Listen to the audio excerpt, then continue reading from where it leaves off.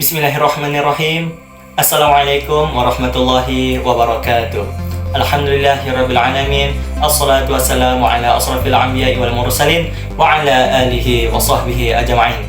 Segala puji bagi Allah Subhanahu wa taala yang telah memberi kita banyak sekali kenikmatan, yang dimana kenikmatan tersebut tak mampu kita hitung satu persatu. Allah berfirman, "Wa atakum min kulli ma sa'altumuh." Dan sesungguhnya telah aku berikan segala apa yang kalian inginkan. Wa in ta'uddu ni'matallah, dan ketika kalian menghitung nikmat-nikmat Allah, la tuhsuha, maka kalian tidak akan mampu untuk menghitungnya. Oleh karena itu, di antara nikmat-nikmat yang telah Allah berikan kepada kita, sepatutnya kita syukuri semua nikmat tersebut yang kita rasakan pada saat ini.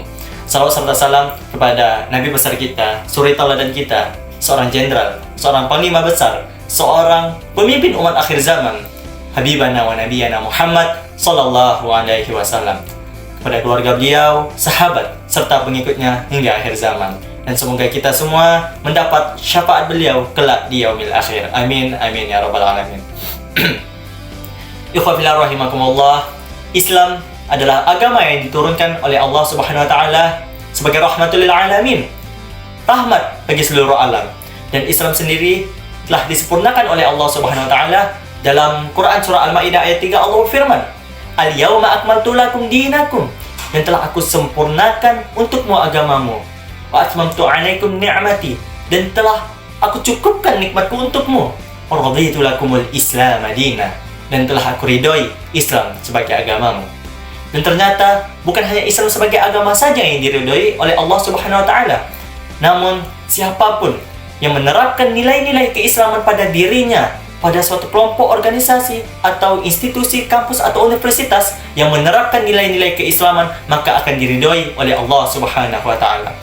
Lalu pertanyaan, bagaimana cara kita menerapkan Universitas Muhammadiyah menjadi kampus yang islami? Yaitu dengan cara membentuk karakter mahasiswa yang kuat hubungannya dengan Allah dan kuat hubungannya dengan manusia. Habdun minallah wa habdun minan nas.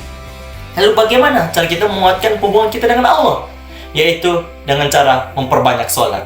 Kenapa? Karena salah satu perangkat penghubung antara seorang hamba dan Rabb-nya adalah dengan mendirikan sholat. Idza sholahat, sholaha amala kulluh. Jika baik sholat seseorang, maka baik pula seluruh amalannya. Wa idza fasadat, jika rusak sholat seseorang, fasada amala kulluh, maka rusak pula seluruh amalan kehidupannya.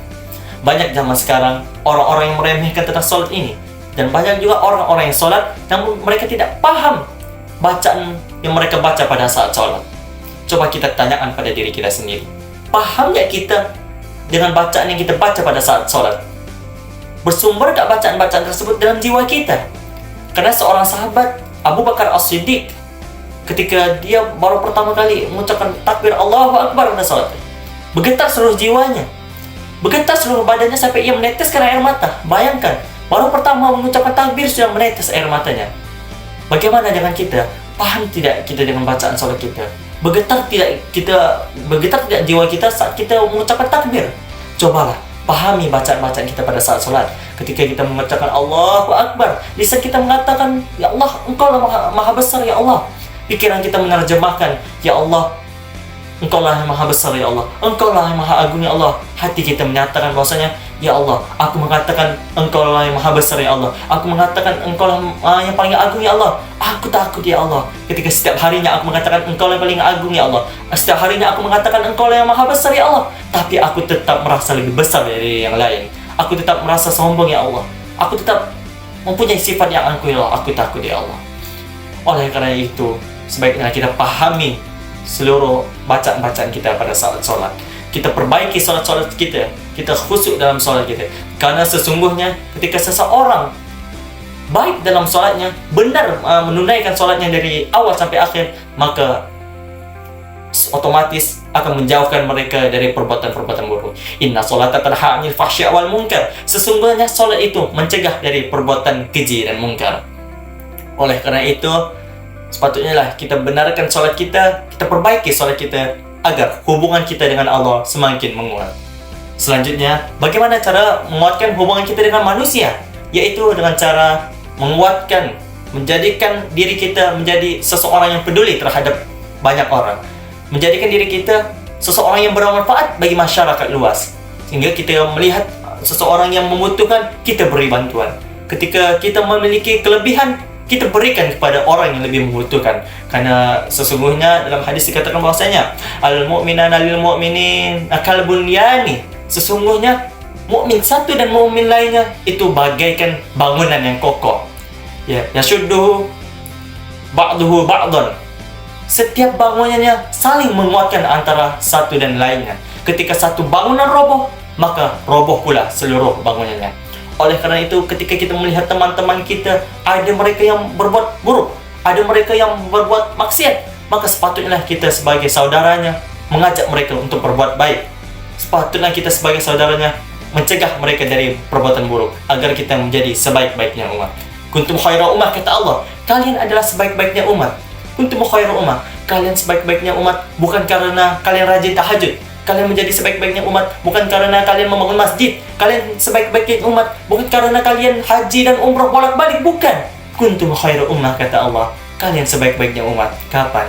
Ta'muruna bil ma'ruf, ketika kau ajak orang berbuat baik, wa tanhauna 'anil munkar, dan kau larang orang berbuat munkar, maka kau akan menjadi sebaik-baiknya umat. Oleh karena itu, perbaikilah hubungan kita dengan manusia. Pedulilah dengan sesama kawan kita, berbuatlah amar ma'ruf nahi munkar, agar hubungan kita kepada manusia semakin menguat.